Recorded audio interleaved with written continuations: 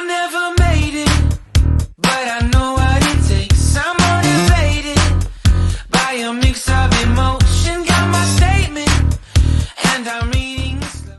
Olá, bom dia! Hoje estamos aqui com o nosso quarto IntegrarCast. Para os que ainda não me conhecem, eu sou Graziele Martins, mestre em Ciências Fonoaudiológicas e fundadora da Integrar. Hoje nós iremos dar continuidade à temática do filme, Como Estrelas do Céu, Toda Criança é Especial.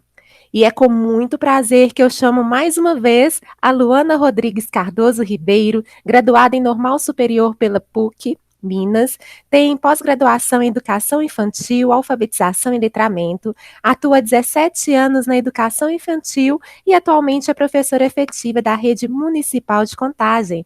Bom dia, Luana, tudo bem com você? Olá, bom dia, Grazi, bom dia.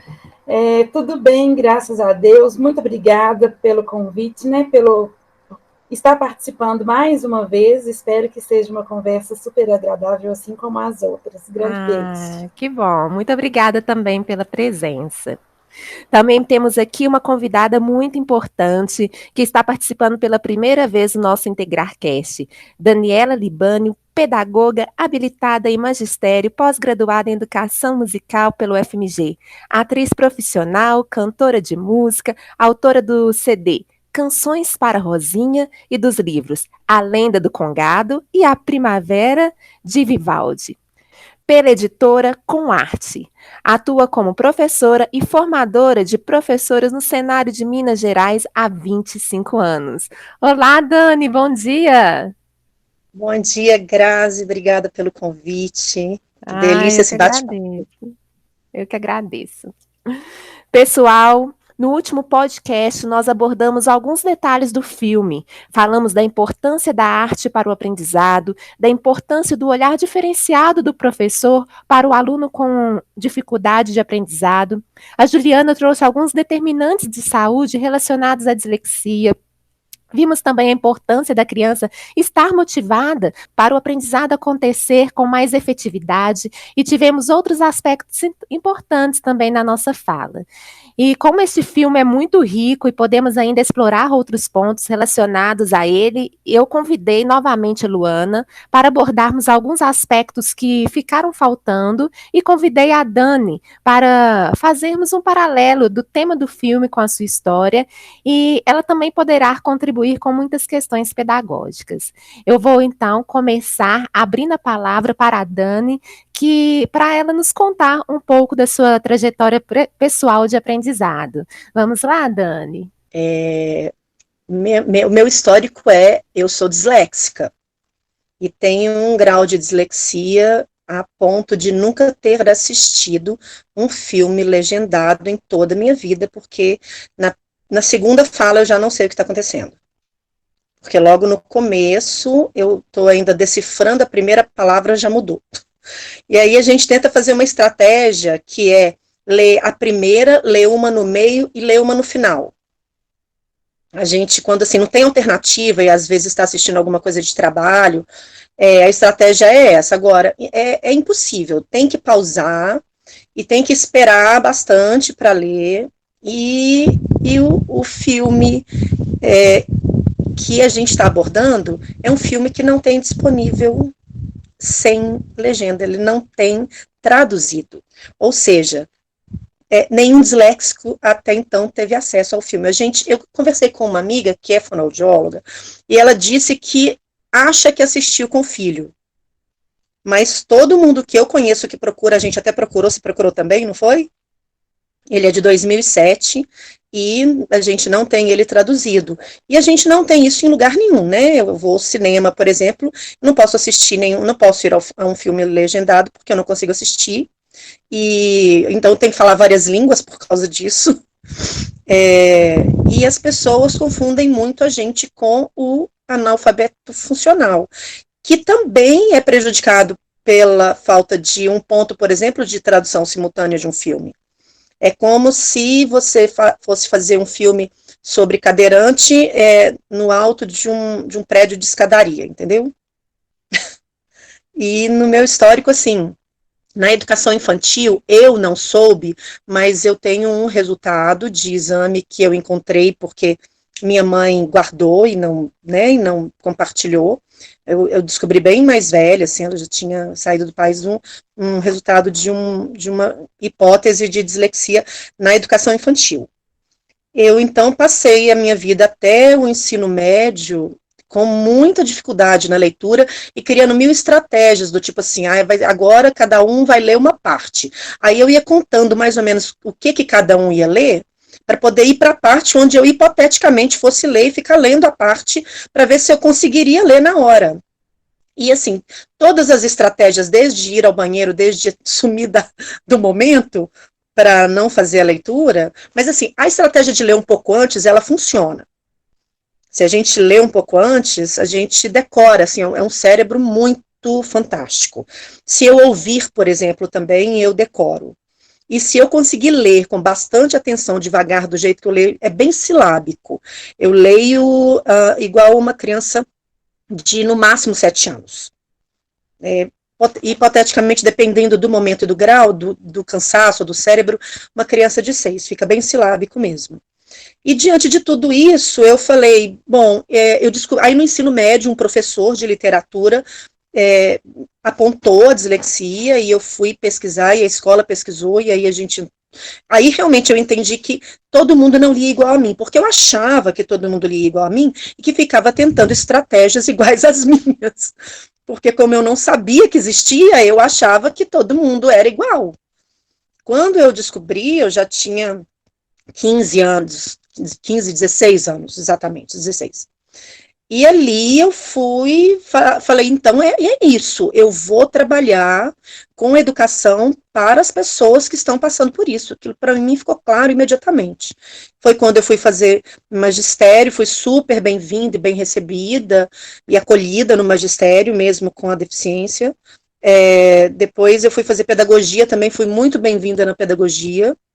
E, assim, não tive nenhum problema de preconceito nesses processos.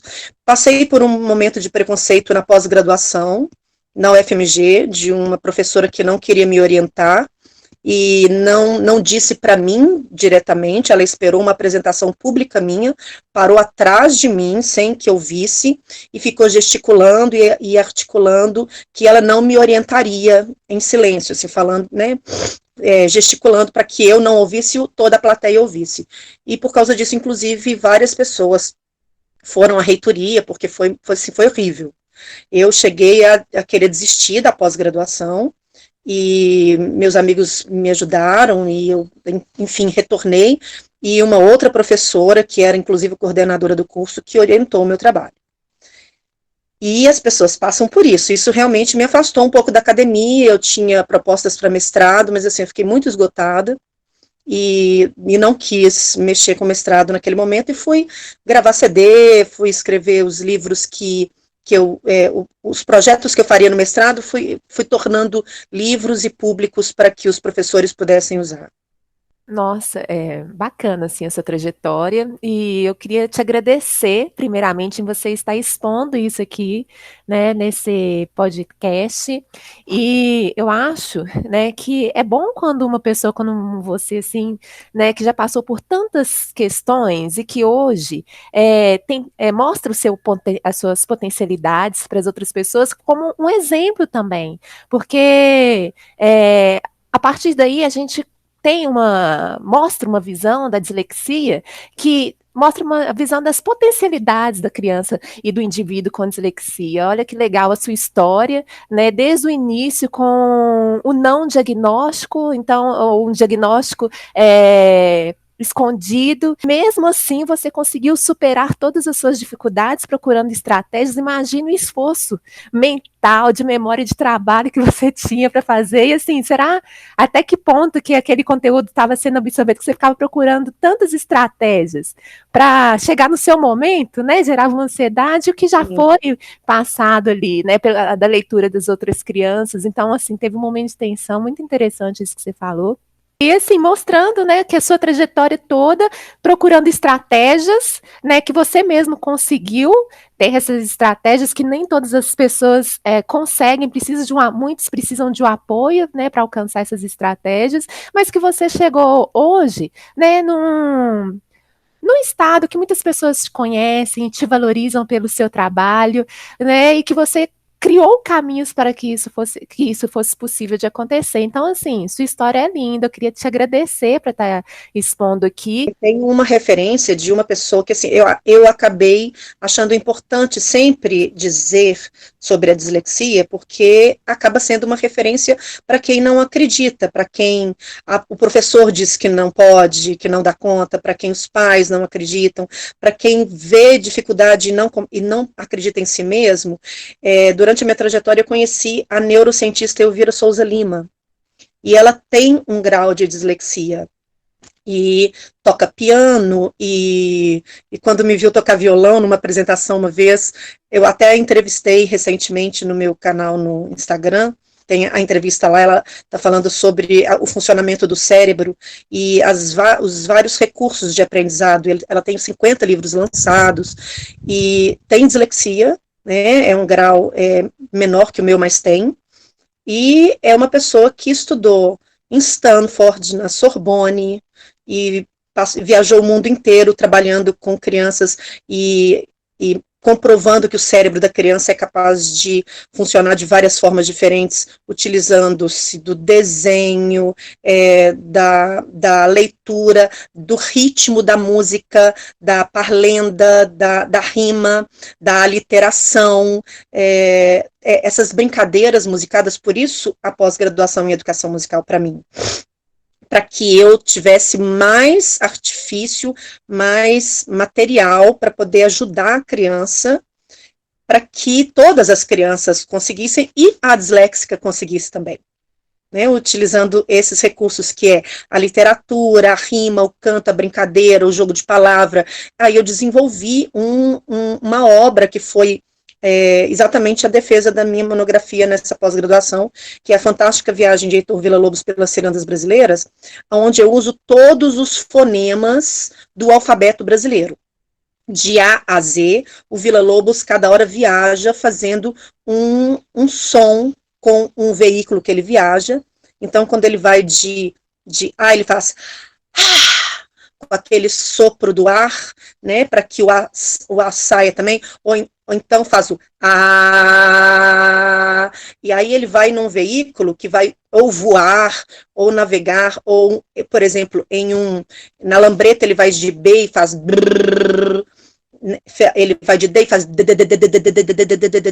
vai de dirigível, por exemplo, ele vai a cavalo e faz. E então, eu fiz esse trabalho, desenvolvi ele todo ritmado, de forma que eu possa fazer ele em qualquer língua. Então, quando eu digo ele em português, a criança pequenininha, além de ouvir, eu tenho gestos que fazem com que a criança repita o que eu estou fazendo com o gesto, mesmo se ela não sabe falar ainda. Então, se eu mudo de língua, o gesto que eu faço parou e indico a minha mão para frente, eu digo stop, a criança entende o parou em qualquer língua. Quando eu faço em francês, por exemplo, que eu digo, Heitor Villa-Lobos resolveu fazer uma viagem a cavalo. Eu uso uma modulação da voz, que eu digo em francês, Heitor Villa-Lobos a décidé de faire un voyage à cheval. Il s'était arrêté, parou, né? Ou seja, eu uso a mesma modulação da voz para que a criança que tem dificuldade de reproduzir com dislalia, que é causada também pela dislexia, né? Ela reproduza com o gesto de forma que ela tenha uma memória sinestésica daquele movimento. Foi o mesmo motivo pelo qual eu fiz o Canções para Rosinha, meu CD, que ele é quase todo utilizado para movimentos para memória sinestésica, para raciocínio lógico-matemático acumulativo com reversibilidade, trabalhos com melodias diferentes, cantigas, cancioneiro, para ajudar a criança no processo de desenvolvimento mesmo da fala, da mente, da leitura, sabe? Ah, muito legal. A Luana queria comentar? Sim, eu, né, escutando ela falando aí, fiquei lembrando de vários pontos do filme, assim, e queria perguntar para a Dani, né, se ela passou toda a trajetória, praticamente a trajetória escolar dela, sem que a dislexia fosse nomeada, né? Ninguém descobriu até ela estar no ensino médio. E a gente viu que no filme essa criança ela sofreu muitas humilhações, muita agressão, né? Por ninguém descobrir até a chegada daquele professor que ela tinha um problema de aprendizagem, né? E eu queria perguntar para a Dani se ela também vivenciou esse tipo de situação, essa humilhação, essa falta de cuidado. E também queria perguntar para ela, porque nós falamos muito, né, no outro encontro sobre o olhar diferenciado do professor para determinadas situações, para uma criança com uma dificuldade de aprendizagem, se ela percebeu isso ao longo da trajetória dela, que não depois de adulta, né, na infância ainda, se algum professor teve esse olhar cuidadoso de tentar descobrir ou de tentar amenizar a dificuldade que ela tinha de alguma forma, né? Como que foi isso, assim, para eu poder entender um pouquinho desse processo dentro da escola, né? Porque eu até comentei mesmo na semana passada sobre essa questão de que na educação infantil a gente trabalha muito essa questão da arte com as crianças, a importância disso. Mas quando chega no fundamental, a gente vê que essas coisas se perdem um pouco. Né? E eu queria escutar um pouquinho a Dani falar sobre isso. Minha educação infantil foi, inclusive, de um modelo de criança para quem eu tenho uma atenção enorme. Eu fui uma das primeiras crianças, eu tenho 48 anos, eu estudei numa escola que tinha espaço para criança de integral, só que eu era a única criança do integral. Então, eu chegava lá às 7 horas da manhã, estudava de manhã, à tarde eu já estava exausta, aí eu estudava à tarde, e aí eu fazia depois, ainda nos intervalos, tanto da manhã como da tarde, todos os extracurriculares. Fazia judozinho, balézinho, não, judozinho não fiz não, mas inglesinho, sabe aquele extracurricular depois do horário? Então, assim, eu ficava, eu não sei, eu não acredito que jogada na escola, não.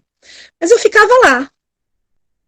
Eu não acredito que tenha sido um mau trabalho, porque eu fui alfabetizada. Né? Eu saí de lá lendo com dificuldade, mas lendo. E quando eu saí da educação infantil e fui para o fundamental, imediatamente estava assim, clássica minha dislexia em provas. Eu escrevia coisas assim no formato, eu me lembro das correções das provas e me lembro de não entender por que não que estava errado. Enfim, até aí eu acho que ainda estava tudo bem para uma criança de 48 anos atrás. Eu acho que eu tive sorte, devo ter tido bons professores, sim, não me lembro deles. Mas assim, me lembro de estar assim, tá meio no fluxo, sabe? Não tinha uma atenção especial. Tava na onda, sabe?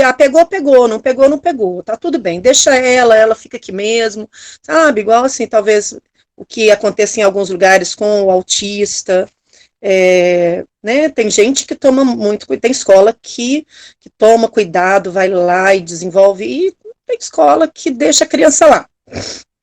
Então, eu não sei te dizer qual foi o modelo, mas eu sei te dizer que imediatamente quando eu fui para o Fundamental, no Pitágoras, que era uma escola que, como você disse, não tem arte, lá é para medicina, engenharia, sabe? Ou então, tchau para você.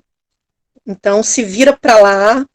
Ali eu me vi já no se vira para lá. E aí foi quando eu comecei as 1000 estratégias de colar, de fazer cola, de estudar bastante e preparar a cola, e aí você aprende, né? A cola tá lá. E colar trocando, às vezes até sabia, mas não conseguia escrever, não dava tempo de escrever. Vestibular aconteceu muito isso, acabar a prova do vestibular e eu não ter conseguido escrever. Eu sabia, mas não conseguia escrever porque eu não tinha tempo de ler para poder escrever. Até eu ir buscar um laudo de dislexia para que eu conseguisse fazer uma prova separada, para a pessoa ler para mim e eu responder. Eu passei por alguns momentos assim, você me perguntando, eu me lembrei disso. Mas assim, acaba sendo, você cria um artifício, né? Então eu era a aluna divertida, eu era a pessoa legal, engraçada, amiga, porque assim eu era aceita. Minhas notas eram notas razoáveis, até que numa hora eu tomei bomba 2 vezes no mesmo ano. Ali foi exatamente quando eu passei para o ensino médio, que era o antigo científico. Ali não dava mais para acompanhar a velocidade, entendeu? O que me vem à mente, né, agora, igual você falou, foi uma educação infantil de 48 anos atrás. Eu penso que talvez naquela época, né, não sei, assim, não se discutia muito, não tinha muito conhecimento sobre a dislexia. Naquela época, eu tenho um diagnóstico daquela época. Naquela época. Ah, tá, entendi que você falou. Na educação infantil, eu achei um diagnóstico anos depois. Sim, entendi. Mas, assim, como que mais dependeu de você própria criar estratégias para poder seguir do que de uma ajuda externa, né? Assim, um olhar diferenciado sobre você. Você criou estratégias para tentar se virar, se sair bem da situação e tal, e ainda teve que encarar, né, vestir uma capa, uma fantasia, não sei, de a extrovertida, né, Sim. a engraçada, para poder ser aceita. Então, assim, como que isso também, eu não sei se hoje você faz uma leitura disso, né, mas, assim, como que isso deve ter sido difícil para você, às vezes, encarar um papel que não era seu, mas que você tinha que fazer para poder ser aceita dentro daquele determinado grupo, né? Assim, nossa, que difícil isso. E como mostra também que a sua limitação não impediu que você fosse muito além. Eu tenho 28 anos de terapia ininterruptas. Até para lidar com essa personagem divertida e engraçada que eu coloquei na minha vida profissional. Se você entra no meu Instagram, eu sou pura alegria. Eu falei, então, tudo bem, construir esse personagem, deixa eu usar ele a meu favor. Que você usou bem, né? E assim, o tanto que nós discutimos semana passada sobre essa questão da arte. O que eu vejo muito, né, trabalhando em escola com infantil, essa questão assim das crianças que têm certas dificuldades de aprendizagem, né, de uma forma geral, assim, como elas têm esse lado mais artístico, mais apurado, né? Então, porque é tão importante também desenvolver esse lado com as crianças e não ficar somente ali dentro de sala de aula. Foi o que nós falamos muito, né? A cunhada da Grazi, que é professora de música também, levou muito para esse lado, e agora você falando, nossa, como que a gente precisa abrir a mente para trabalhar mesmo com as crianças de muitas maneiras diferenciadas, e que bom que você conseguiu e consegue levar isso de forma alegre, encarou o personagem, mas de uma forma positiva, né? Que bom. Eu acho super interessante tudo isso que você falou, Iodane, essa questão, né, dos tempos também serem diferentes, né? Porque hoje a gente vê a importância de um diagnóstico, de um acompanhamento, né? Com um acompanhamento até antes do diagnóstico, que isso é possível já se fazer antes de bater o diagnóstico, para o desenvolvimento adequado assim das crianças, para potencializar suas habilidades e para melhorar aquelas habilidades que ainda ela tem muitas dificuldades. E hoje, em relação a tempo, os tempos serem diferentes, o que a Luana comentou, é porque hoje o conteúdo que essas crianças apresentam tem uma carga, né, muito maior, às vezes, do que antigamente. Elas têm que dar conta de ser alfabetizada com, às vezes, 6 anos de idade, uma criança lá na clínica já estava alfabetizada, com 5 anos eu já recebi crianças alfabetizadas. Então, a exigência dessas crianças, às vezes, passa a ser uma exigência muito maior do que as crianças de alguns anos atrás, né? Eu vejo isso até em relação à minha geração e a geração das crianças que eu atendo hoje. Como que é diferente a exigência, né? E a exigência sendo diferente também, aparece algumas questões que essas crianças vêm sendo trabalhadas, né? Às vezes nem é uma questão de um diagnóstico, não. Às vezes ela simplesmente não está preparada para aquele momento. Ela precisa, às vezes, de se elaborar algumas questões psicológicas, ela precisa de ter um desenvolvimento motor de pinça fina, ela precisa de melhorar a sua simbolização antes de estar ali naquele processo de alfabetização. E aí, ela se enquadra num quadro de dificuldades, né? E essas dificuldades, às vezes, não está relacionada à dislexia, mas está relacionada ao ambiente que ela está vivendo, às pressões, à maneira de que foi encarado aquele aprendizado. E aí, muitas crianças, devido a isso, às vezes recebem até um diagnóstico errado, né, falando que é dislexia, sendo que não é. E aí, diante disso, é importante uma questão que eu falei, da diferença, né, de identificar, será que é uma criança disléxica ou será que é uma criança que recebeu um diagnóstico errado devido às questões ambientais que ela está envolvida? Porque se for uma criança disléxica, ela tem uma questão genética e neurológica envolvendo aí. Se não for, é só por uma questão ambiental. E aí, eu queria saber, né, de vocês duas, Luana e Dani, se a escola, ela consegue diferenciar isso, porque na fonoaudiologia a gente tem alguns modelos já de intervenção na própria escola, em que a gente consegue identificar as crianças de risco e aí criar alguns roteiros para essa criança, algumas estratégias e estimulações para todas as crianças de risco, antes dela ter a idade do diagnóstico e para quando ela tiver próxima à idade do diagnóstico e verificar que ela realmente tem um risco para dislexia, ela ser encaminhada lá para a clínica.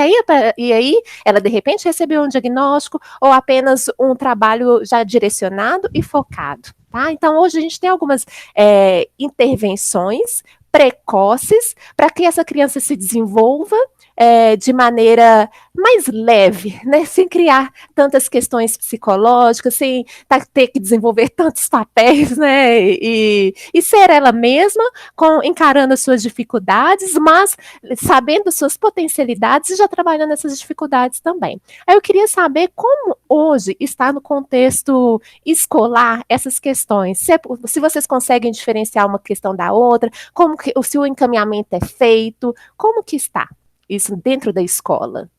Então, Grazi, na escola, né, o que eu vejo é o seguinte, enquanto, né, professora de dentro da sala de aula das crianças, a gente percebe, sim, diferenças de aprendizagem, no desenvolvimento, né, tem coisas que a gente observa que faz parte do desenvolvimento, que as crianças, cada uma tem o seu tempo, mas tem coisas que a gente percebe também que já deveriam estar desenvolvidas e ainda não estão. Muitas das vezes, a gente não consegue nomear o que é a criança, mas a gente consegue perceber que tem uma diferença. Quando isso acontece, a gente chama as famílias, né? Primeiro conversa com a pedagoga e tal, passa pelo âmbito da escola para depois chegar na família. Mas, dentro da escola, a gente não tem um profissional que faça essa leitura, né? Temos nós, professores, com a experiência que a gente tem, de observar a diferença, a dificuldade, e fazer os encaminhamentos. A gente faz os encaminhamentos, né? Mas também nós esbarramos naquilo que a Juliana colocou semana passada, na dificuldade de aceitação das famílias, porque tem família que não aceita, né? Acha que a criança é agitada porque ela é agitada mesmo e tal.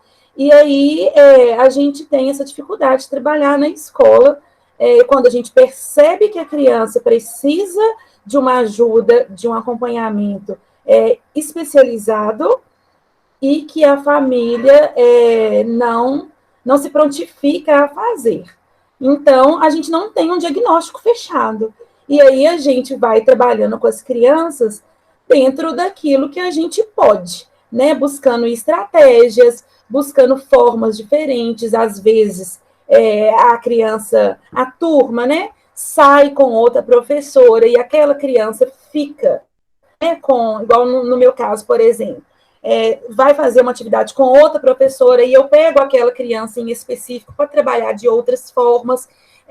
Então, a gente faz isso. Mas eu acho que dentro da escola, eu falei isso, eu retorno a falar, que deveria ter, sim, um profissional da área da fono, né? E deveria ter um psicólogo dentro da escola para ajudar a gente a construir essas coisas e dar um suporte melhor, né? Porque eu falo com as famílias o seguinte: eu não tenho competência para dar laudo, não tenho competência para falar do que essa criança tem. O que eu posso dizer é que ela tem, que para o marco do desenvolvimento, ela poderia estar mais e está aquém daquilo. Mas eu não tenho condições de avaliar de forma que né, a gente entenda o que está acontecendo. Então, por isso que é importante a ajuda de um profissional especialista.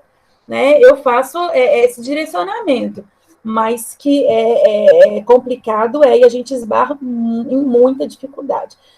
E o tanto de crianças que a gente tem dentro da escola, às vezes com laudo assim, de autismo, tanto que isso cresceu, assim, tanto que a gente observa muitas crianças autistas, muitas crianças hiperativas, né? Que a gente recebe esses laudos e às vezes pode não ser, e a gente vai tentando desdobrar isso dentro da escola. É mais ou menos assim que acontece, dentro da minha experiência. Eu já tenho uma visão, desde o começo da minha carreira, de que todas as... eu trabalho como se todas as crianças tivessem dificuldade. Eu levo em consideração que alguma dificuldade todas elas vão ter. Então, por isso eu fiz teatro, por isso eu trabalho com movimento, né, movimento alternado de lateralidade do cérebro, por isso eu dei aula de artes durante bastante tempo para trabalhar também desenho, pintura e cores e associações, inclusive com escultura, e por isso também coloquei a música, a literatura. Uma das estratégias que eu acho, na minha experiência com a arte, a melhor que eu encontrei, Pira Souza Lima fala sobre isso, sobre o teatro ser a arte mais antiga, apesar de o Homo sapiens ter cantado antes de falar. Como? Para fazer o bebê dormir, você faz... né? E para assustar, para correr, né? Para andar em duas pernas, você tem que ter ritmo, equilíbrio, labirinto, né? E para... então, tem o caminhar, né? O pulso do andar, tá? Já é uma arte, né? Que a pessoa fala assim, eu não tenho ritmo. Eu falei, então, você não consegue andar para frente. Né? Andar para frente é um ritmo. Um passo depois do outro, né? O pulso está dentro de você.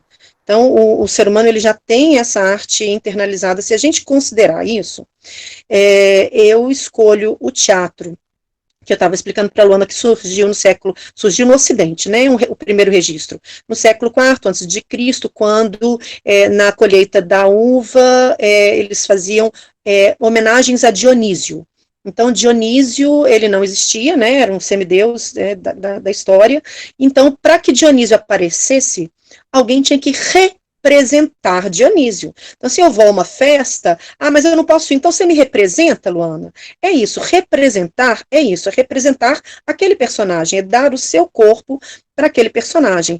Isso para criança, gente, é vida, é sair dela mesmo e se tornar qualquer coisa que ela queira que seja possível.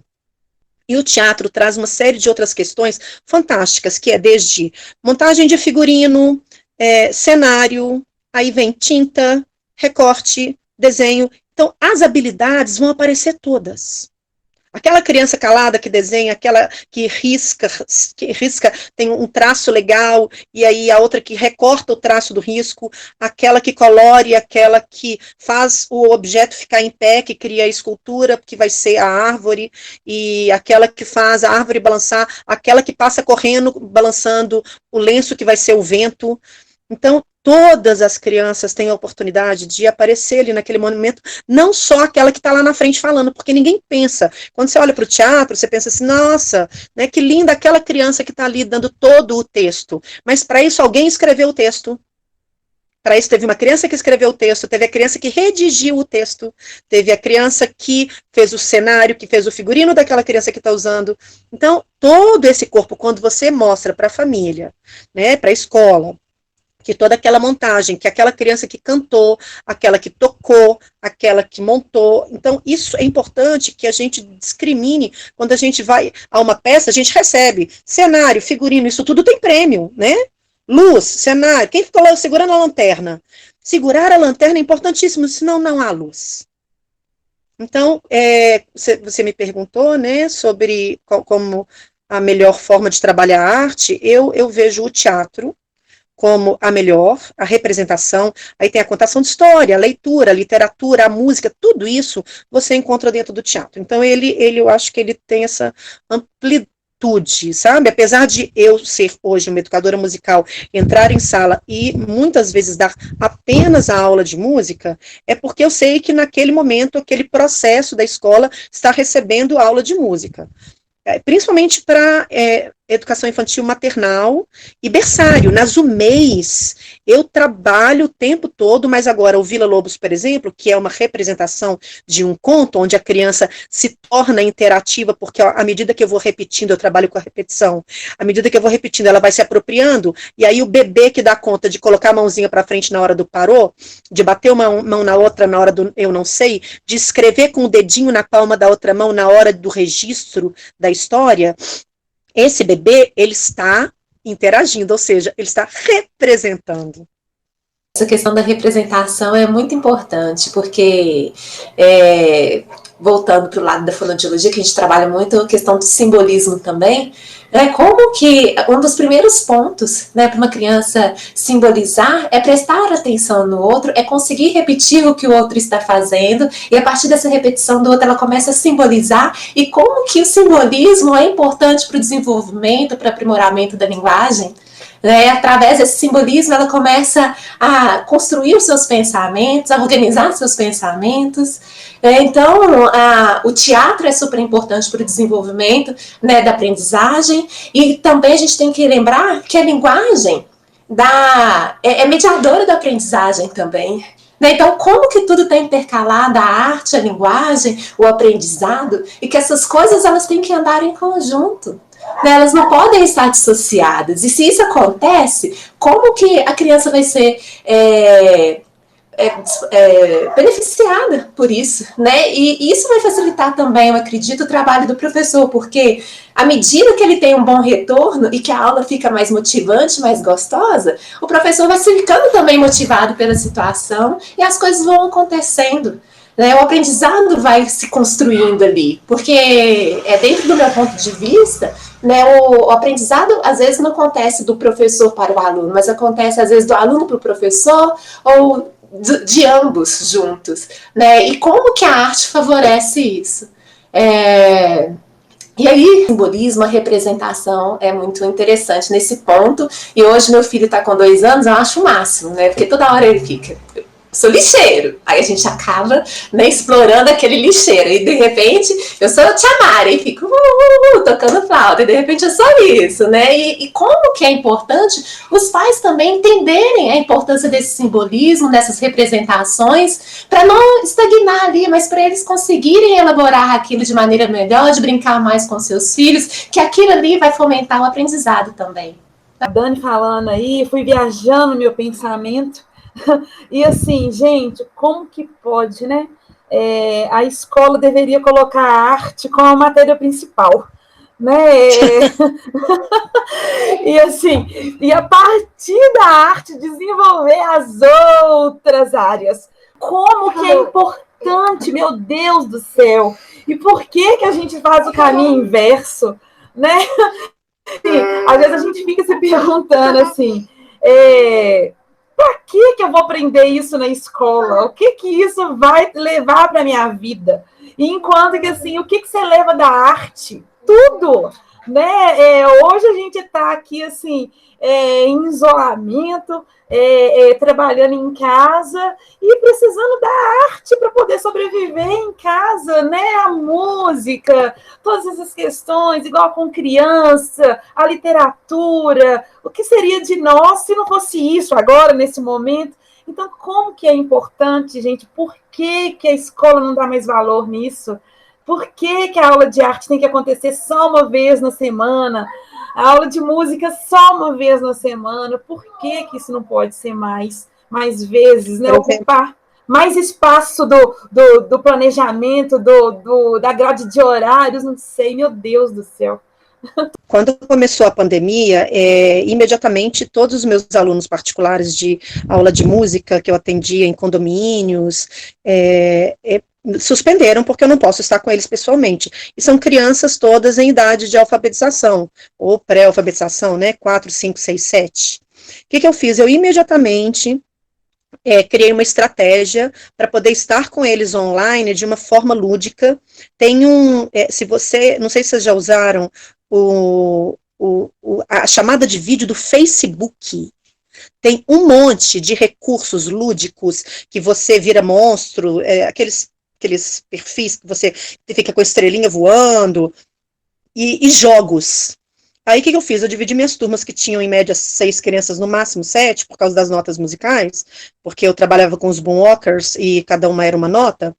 Então, eu dividi as turmas em 2, que aí ficavam 3 crianças na tela, eu também, nós ficávamos divididos por 4, e nesses 4 eu conseguia vê-los e dar atenção para 3, uma atenção melhor. A criança não quer sair, porque toda hora é assim, agora todo mundo vira monstro! Aí cada um vai lá, escolhe, né, porque as pessoas falam, mas eles conseguem mexer no celular? Eu falei, a gente consegue mexer no celular com 1 ano, né? Aí vai lá, todo mundo vira monstro, aí um vira bruxa, a outra vira caveira, e a outra vira dragão, e a outra vira um monstrinho que tem um chifre colorido, e aí a gente começa a criar músicas de brincadeiras, fazendo aliteração e rima, por exemplo, a caveira que senta na cadeira, e o dragão, aí a gente para, alguém diz que solta um fogão, e a bruxa, que parece com, não vou falar não, a bruxa que é uma feiucha, e aí, nesse processo, desde brincar com palavras assim, a gente começa a fazer um jogo, por exemplo, do unicórnio. O unicórnio coçou com a unha o seu umbigo do universo. Eu estou dizendo aqui coisas que eu já criei com eles, por isso que eu estou lembrando. Que, na verdade, não foi eu que criei, eles começam a falar. E aí vai acontecendo naturalmente. O que eu fiz? Criei uma aula online, aonde eu consigo fazer eles terminar a aula. Ah, não, vamos jogar só mais uma vez o jogo do unicórnio. Não, então... Aí eles começam a bagunçar, eu falo, todo mundo de óculos. Aí todo mundo procura um filtro que tem óculos, presta atenção em mim, que ninguém está me olhando.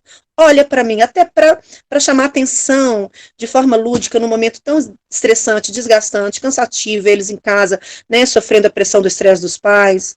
É isso, gente. Esse momento que a gente está vivendo é resiliência e reinventar para eles, porque eles continuam em processo de aprendizado e a gente tem que oferecer alguma coisa. Essa palavra reinventar, né, diz muita coisa, e eu acho que depois dessa crise toda, né, a gente vai ter que se reinventar cada vez mais, né, que a gente eu acho que as questões familiares, as questões escolares, os pais estando mais presentes nessa rotina escolar do filho que está dentro de casa, ele vai percebendo algumas questões também, né, e eu acho que eles irão indagar muitas questões também. Eu acho que a escola vai ter que se reinventar muito não só nesse período que nós estamos vivendo, mas quando a gente voltar também, né? E eu espero que elas já estejam se reinventando para acolher essas crianças com bastante brincadeira e socialização, que é o que a gente está precisando, né? Ô, Grazi, então, eu fiquei pensando aqui, né, igual a Dani colocou, que ela trabalha com crianças de 4, 5, 6 anos. E aí eu volto naquela fala onde você coloca sobre a questão dessa alfabetização precoce, né? Que hoje a gente vê muito isso acontecendo, principalmente em escolas particulares, né? Que tem esse olhar voltado mais para alfabetizar, e os pais que não têm esse conhecimento de como isso é ruim para a criança. Agora, se for trabalhado do jeito lúdico, igual a Dani trabalha com música, essas crianças, naturalmente, elas poderão ser alfabetizadas com 6 anos, né? Mas, assim, de uma forma totalmente diferente, totalmente leve, né? Sem ser daquele jeito que a gente já está acostumado aí, com família silábica, daquele jeito que a gente sabe que não é o ideal para a criança e tal. Então, assim, meu Deus do céu, como a gente precisa se reinventar mesmo, né? A palavra agora é essa. As escolas vão precisar fazer isso e muito, né? Assim, e quanto que isso é importante estar trabalhando com as crianças, né? Eu vejo, eu tenho um exemplo que dentro da minha casa, eu tenho 2 filhos, Dani, a mais novinha tem 5 e eu tenho outro com quase 8. E o meu filho, ele saiu da educação infantil alfabetizado, mas dessa maneira como você trabalha. Eu não tive problema com ele de alfabetização. Quando ele chegou no primeiro ano, para ele foi super tranquilo. E hoje ele faz uma leitura muito boa e tal, mas assim, foi um processo leve, super leve. Né? Na escola onde ele estudou e minha filha estuda, eles não tinham um caderno para poder escrever. Tudo lá é bem lúdico. E como que isso é importante? E a escola precisa ter esse olhar e saber levar isso para as famílias, né? Que não precisa a criança estar sentada ali com um caderno lotado de atividade, aquela coisa chata, maçante, para ela poder ser alfabetizada, né? Existem muitas formas, e formas muito mais legais, mais divertidas e mais leves, para poder atingir esse processo da criança, que a gente não precisa ter pressa com isso, né? Essa alfabetização, ela vai acontecer, de alguma forma ela vai acontecer, que a gente tem que ter calma mesmo, saber respeitar os limites das crianças. Ô Lu, em relação a respeitar os limites, né, é difícil às vezes para os pais perceberem também, né, qual que é esse limite, porque hoje está tudo exigindo tanto, a sociedade exige tanto, e acaba eles exigindo isso das crianças também. Igual eu vejo tanto que muitas crianças são exigidas lá no nosso consultório em relação à alfabetização, e isso pode gerar alguns transtornos até psicológicos para ela.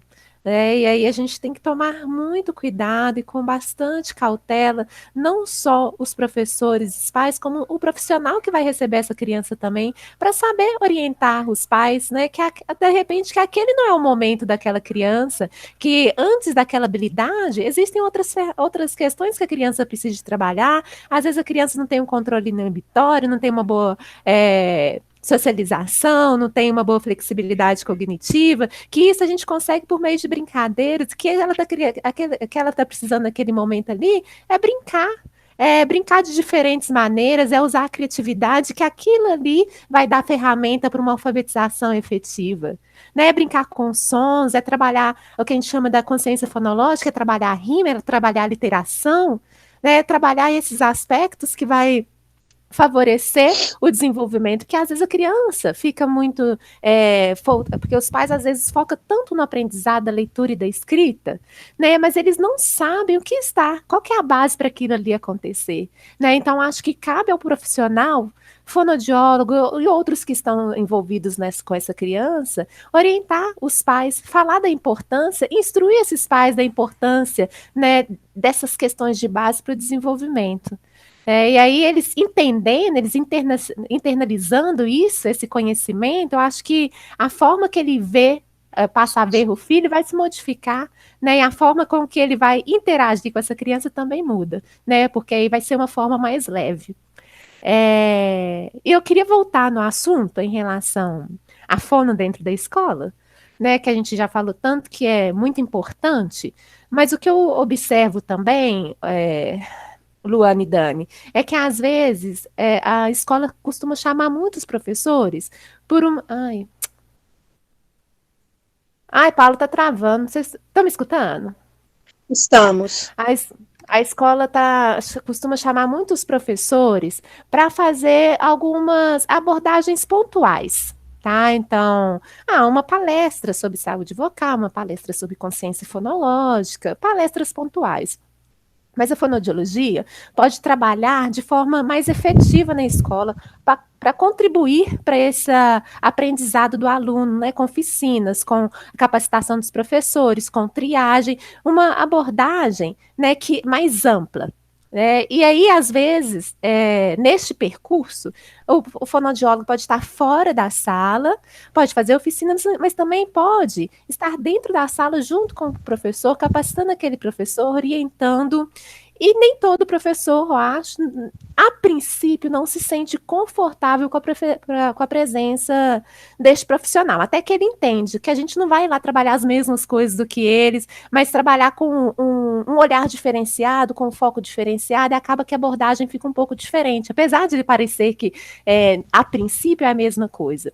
Eu queria saber se vocês já passaram por isso, né, de um profissional da saúde estar no ambiente de vocês, e como que vocês encararam isso, e os seus colegas também encaram a presença desse profissional como apoio, como facilitador do aprendizagem dentro da escola?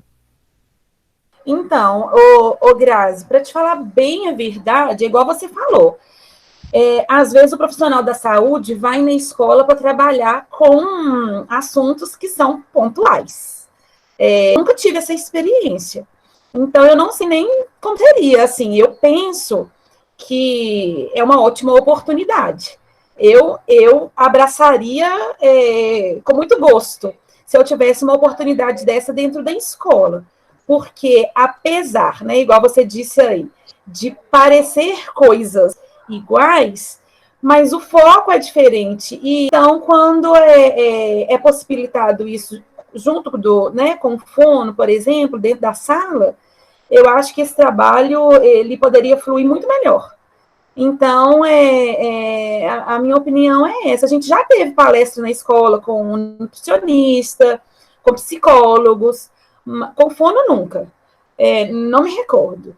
Mas, assim, para falar de assuntos pontuais, assim, não direcionado dentro de sala de aula, com oficinas, não. Sempre mais voltado para os professores, dessa forma. Eu tive a experiência de trabalhar em uma escola que tinha 2 fonos dentro de sala o tempo todo, 1 ou 2 vezes por semana, porque a coordenadora era neuro. Então, ela tinha consciência da qualidade do trabalho da fono, e essas 2 fonos, assim, faziam um trabalho fantástico com as crianças, em momentos livres, às vezes quando estavam em uma atividade, um pátio, ou então com jogos, e ali elas entravam e atuavam com o trabalho delas, e super experiência maravilhosa. Já tive oportunidade de trabalhar dessa forma. Você acha que a adesão dos professores foram positivas em relação à presença desses profissionais? Uhum. Sim, absolutamente positiva. Assim como o professor especializado, né, de forma geral, professor de artes, de música, de inglês. Uhum. E, Dani, voltando assim na sua formação, né, tem uma coisa assim que me chama a atenção, é que você já falou, né, que diante da sua história você acabou se especializando em áreas que favorecem o aprendizado de outras crianças também, né, para você auxiliar essas crianças. E competências delas. Mas, assim, são áreas que você precisa o tempo todo de trabalhar a linguagem, são áreas que têm muito conteúdo. E aí eu queria saber quais foram as estratégias que você utilizou nesse percurso para você dar conta de tudo isso, né? E, inclusive, assim, você fez música que precisa de, às vezes, ler uma partitura, que é um outro tipo de código, né? Então é difícil trabalhar com, igual você trabalha com música, você trabalha com linguagem o tempo todo, né? E alguns pontos é difícil para um dislexo desenvolver. E como que foi, assim, as estratégias? Me conta. Então, não foi, ele né? Todo dia. É todo dia, é sempre difícil. Esses dias eu estava tentando relembrar uma brincadeira do grupo Tri, que é uma brincadeira de desenvolvimento alfabético, que é aquela música assim, M-A-M-A, N-E-N, mané, P-I-P, mané, P-P-O, mané, pipó, C-A-K, mané, pipoca, C-A-K, P-O, pó, P-I-P, capop, N-N, capopiné, M-A-M-A, capopinema. Eu fico decorando o dia inteiro. Eu durmo, acordo, tomo banho, dirijo. Eu fico decorando coisas difíceis que são legais, que vão ajudar a criança no processo de desenvolvimento. Estou trabalhando uma música do Rubinho do Vale, que é aquela assim, que ele recolheu do cancioneiro. Eu até fiz uma live com ele falou, e eu falei disso, que é aquela, a letra A quer dizer amada minha, a letra B quer dizer bem te querer. Aí eu brinco assim, a letra B quer dizer Bernardo, Benício e Beatriz. E aí eu começo a trabalhar associações de aliteração com campo semântico, que primeiro nomes de colegas. Primeiro um colega do mesmo sexo, depois um colega que é uma menina, depois, e com a letra B, o Benício comeu uma berinjela, e com a letra B, o Benício foi para Belo Horizonte. E aí eu vou com o nome de todas as crianças e bora trabalhar. Assim, eu começo a cantar e eles vão criando também. Eu lembro que o Bernardo foi para a Bélgica também, inclusive. Me lembrei. E aí ele trouxe para mim de presente um brinco. Ele já está com 7 anos. Aí um brinco, falei, opa, ó, a gente saiu do bi, né, da sílaba de 2 letras. E aí a gente trabalha isso, um brinco brilhante, e aí a gente começa a usar a outra vogal, né? E a criança, por exemplo, a Isadora, a irmã dele, né, não começa com uma consoante, começa com uma vogal, a Isadora, né, foi para Islândia, né, comeu encontrou uma iguana, lembrei, ela encontrou uma iguana. O que ela comeu agora? Eu não estou lembrando. Mas aí todas as crianças começam a trabalhar juntas e pensar nos nomes umas das outras, que é exatamente isso, formação de insight, é aquilo que você disse. Você vai dando os elementos. A criança tem os elementos na cabeça, está tudo flutuando. De repente, na brincadeira, tudo fecha dentro de um insight, que é como a psicologia chama, né, a hora que você fala, entendi, né? Os elementos estão lá, você vai dando elementos. Se eles ficarem soltos, você não fecha o insight. O cérebro do disléxico, ele acende muitas outras áreas para fazer uma leitura, então ele se cansa muito. Então, se a leitura vier junto com uma música, com um desenho, com um vídeo, com uma dança, sabe, com uma pintura, com uma escultura, fazer massinha, sabe, do objeto que você está cantando sobre ele. Eu estou brincando que eu quero fazer uma música chamada Pato no Sapato, tem pato no sapato, das palavras que existem dentro das outras palavras, mas eu quero fazer essas brincadeiras todas com massinha. Porque eu quero que a criança, o movimento de pinça fina, principalmente giratória, né? Você falou do movimento de pinça fina, tem que lembrar que ela, além de ser fina, ela ainda tem que girar para fazer letra cursiva. É o caos da vida da criança. Então, o que a gente vai fazer, gente? Brincar com massinha, pontinha do dedo, lá o bico do pato que tá no sapato, sabe? E estratégias. É isso. Eu faço essas estratégias comigo. Você me perguntou, é isso. Eu fico dentro do carro, brincando de decorar a letra de música difícil e fazendo coreografia, batendo palma como é que chama? No volante. E as pessoas no carro do lado olhando, falando, gente, louca. Tô lá, brincando de bater palma.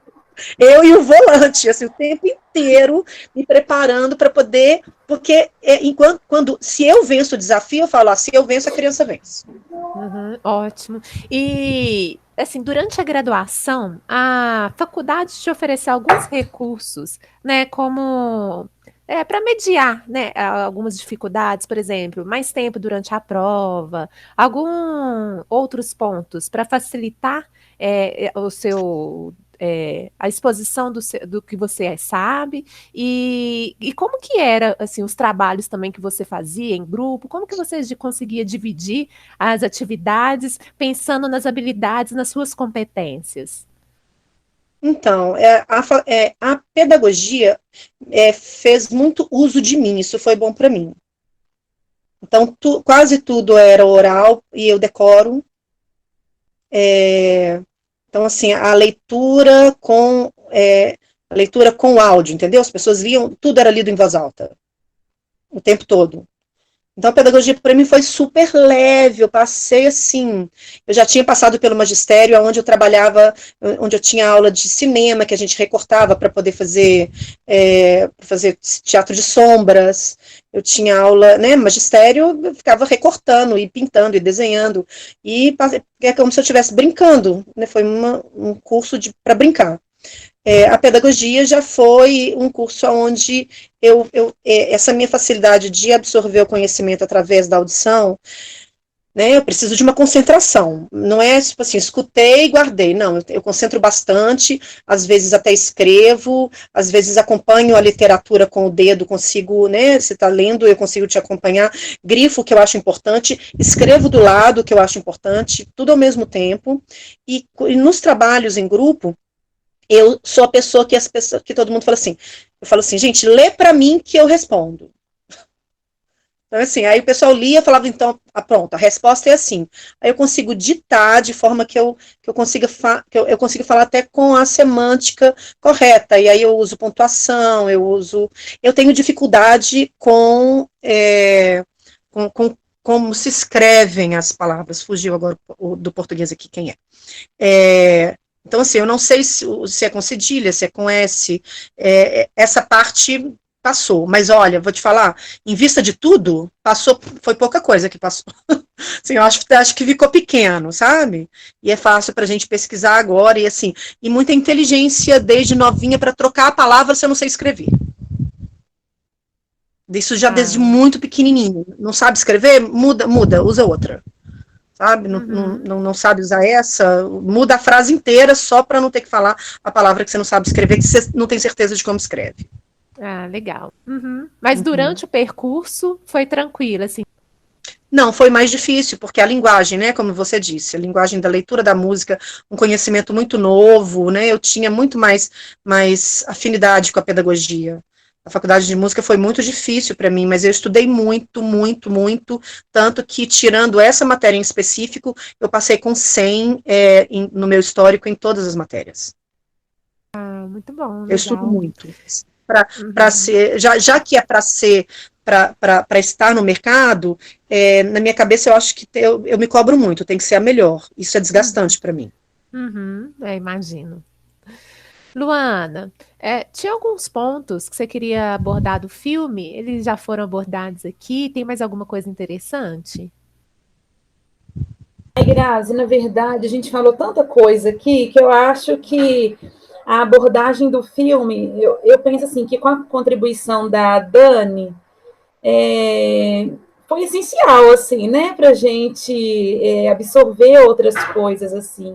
E a relação que eu faço com a fala dela e com o filme é a superação, né, a superação mesmo, e as dificuldades de que ela encontrou, a superação dela, fazendo um parâmetro lá com o Ixan, ele teve uma oportunidade de ter um professor, né, que favoreceu isso nele, e que como a questão da arte, para mim, assim, ficou tão óbvia nos dois, para os dois, né? Que o tanto que ele se desenvolveu através da arte, quantos recursos que aquele professor utilizou para ajudá-lo a vencer, e a Dani, né, que vive da arte, e como que, né, igual ela falou, encara um personagem, mas assim, como que ela isso funciona bem, e como que ela consegue atingir, né, o público com que ela trabalha, as crianças que ela atende, e independente, assim, eu achei muito interessante quando ela coloca que ela trabalha com a turma com uma visão de que ali as crianças têm uma dificuldade. Então, assim, pensando dessa forma, eu acredito que é mais fácil a gente conseguir atingir as crianças e não deixar para esperar observar uma dificuldade para trabalhar aquilo. Né? Se a gente pensar do jeito que ela colocou, eu acho que como seria mais fácil o trabalho? E como que a criança que de fato tem uma dificuldade, como que ela se encaixaria melhor naquele grupo? Como que ela não sei, assim, que ela se mostraria, né? As habilidades dela poderiam aparecer e as coisas poderiam ser mais fáceis, mais leves, não sei, assim. Então, é o paralelo que eu faço agora. Para mim, assim, ficou muito, muito claro essa questão do filme, da dificuldade, que eu penso assim, que por mais que a gente tenha dificuldade, e eu acho que cada um aqui, independente, tem as suas limitações, como que em algum âmbito da nossa vida a gente pode se destacar de alguma forma. E não levar essas limitações no pensamento assim, de que eu sou assim, então eu não consigo. Eu acho que a Dani conseguiu fazer isso muito bem. Não, eu tenho essa dificuldade, então eu vou buscar meios para superar isso e tentar ser melhor dentro daquilo que eu faço todos os dias. Né? Eu acho que a gente precisa ter essa visão. Houve um momento onde eu vi uma mudança de pensamento. Quando eu tomei bomba 2 vezes, e aí foi diagnosticada a dislexia no primeiro ano, eu dei uma desistida. Aí durou muito pouco tempo essa desistida, eu falei assim, seguinte, eu vou estudar num lugar onde eles vão me dar mais atenção, e fui para um cursinho pré-vestibular. E pedi emprego lá. Aí eu trabalhava lá, estudava lá, e ficava lá o dia inteiro, o tempo todo o tempo. E fazia aula de reforço. Foi quando, eu me lembro que quando eu tomei bomba, eu não entendia nada da aula de biologia. A forma como era passada a biologia, quando eu estudava no Pitágoras, eu não entendia. Eu me lembro só que existe uma mitocôndria na biologia. Falei, não consigo entender nada que ele está falando. Física, a mesma coisa. Até que eu fui ser aluna do Cebola, um professor famoso de uma época que cursinhos eram famosos em Belo Horizonte, um professor famoso de cursinho. E o Cebola dá aula de física fazendo teatro. E aí ele fala da inércia, aí ele fala assim, agora pensa no cabelo da menina voando. Agora tá fazendo a curva lá, ó, tá vendo? Ó, o centro tá para lá, a minha cabeça tá para cá.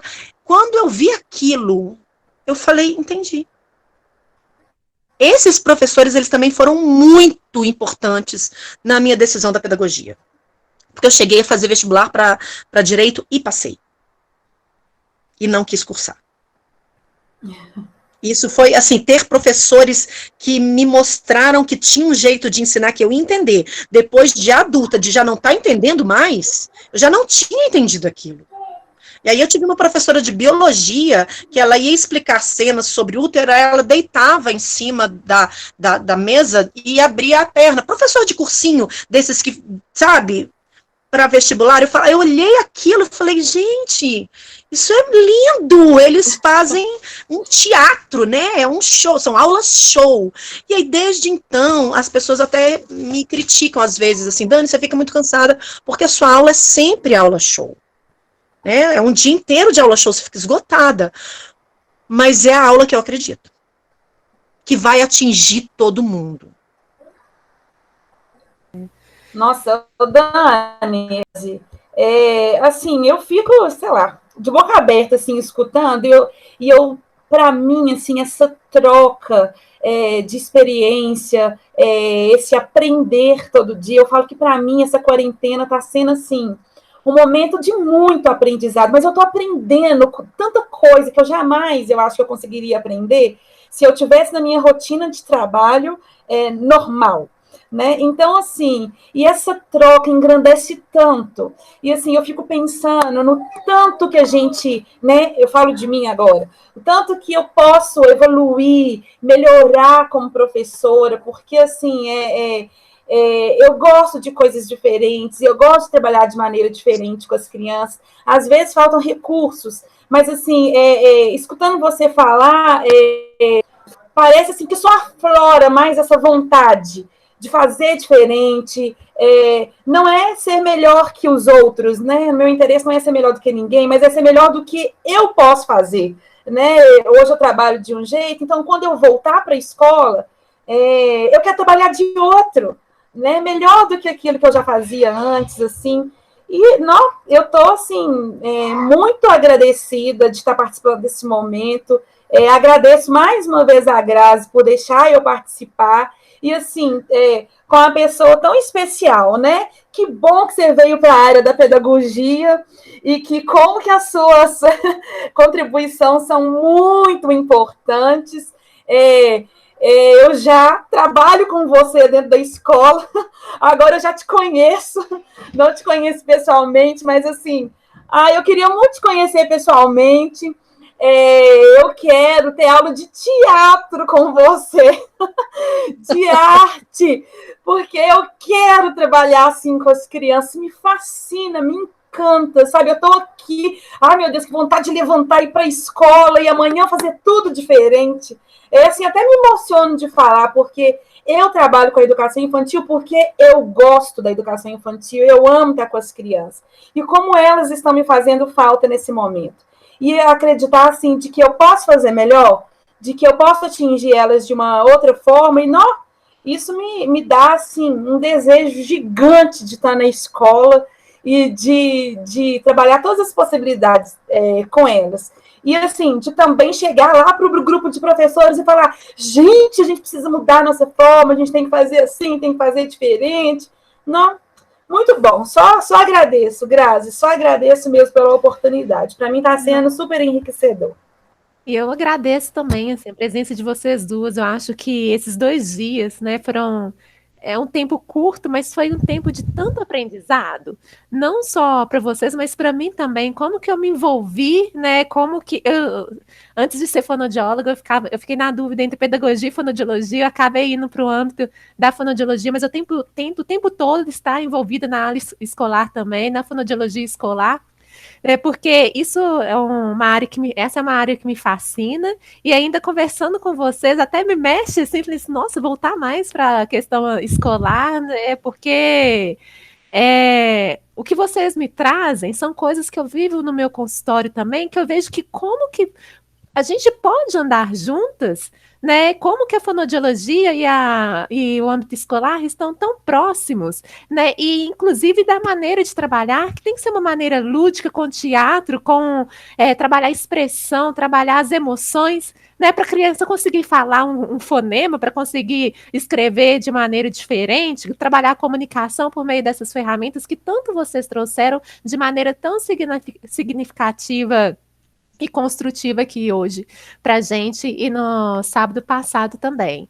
E essa história da Dani, esse percurso da Dani, como que nos emociona, né? Como que a gente vê que crianças que hoje, né, têm muitas dificuldades, estão sofrendo com essas dificuldades, né, estão tendo e que mostram esse sofrimento para a gente, que pede ajuda e que a gente pode fazer algo por essas crianças e que elas possam e que elas têm potencial de superar, assim como que a Dani superou as dificuldades dela, né, de maneira tão linda, né, de uma maneira que serve de exemplos para muitas pessoas, né? Então, Dani, só agradecimentos também. Muito obrigada por participar hoje. Eu estou assim, imensamente agradecida, emocionada por tudo, né? Não tem nem palavras, tá? Eu queria agradecer vocês duas que trouxe para esse bate-papo, um bate-papo, assim, eu acho que foi leve, mas tão construtivo, né? Eu acho que as meninas vão aprender muito com vocês também.